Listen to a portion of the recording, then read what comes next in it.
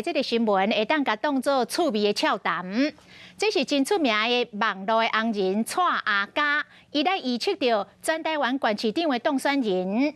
本地这个台北市长，伊是看好陈时中会来当选。也毋过最近，逐工也是有4-5万例确诊病例，伊认为陈时中已经无步了，所以改喙了，讲有领袖魅力的蒋万安会来当选台北市长。蔡阿嘉认为国民党会退下15个县市，若民进党是基隆、桃园、新竹市、嘉义县、台南、高雄甲屏东会选赢。也毋过，前立委沈富雄有无共款的看法？伊讲基隆、桃园甲新竹市，民进党嘛无一定会赢。南投真的很难呐，真的。没被翻牌过啊，没被翻盘过啦，很难翻啦，很难。有名的网络明星蔡阿嘉伫咧网络和民众交流，预测全台湾县市长当选人，伊预测民进党即摆摕到7个县市，分别是基隆市、桃园市、新竹市、嘉义县、台南市、高雄市和屏东县。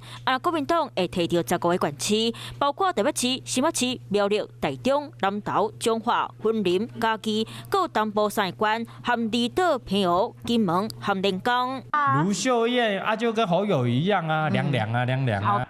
蔡其昌，没战力了。台中人其实不知道蔡其昌有在选呢。真的假的？有广告看板呐。蔡阿嘉以及台中市的选情，也是罗秀燕当选，罗秀燕安尼回应。第一个，我谢谢蔡阿嘉了哈，选举那就是一步一脚印，诚恳的请托。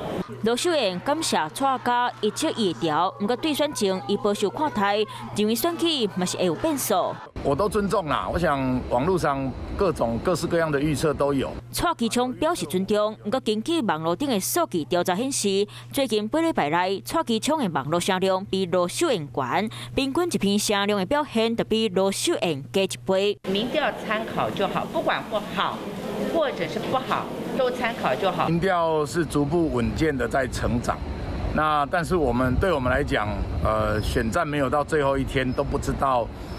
胜负。选举要到谁会当选，嘛正做民众上关心的议题。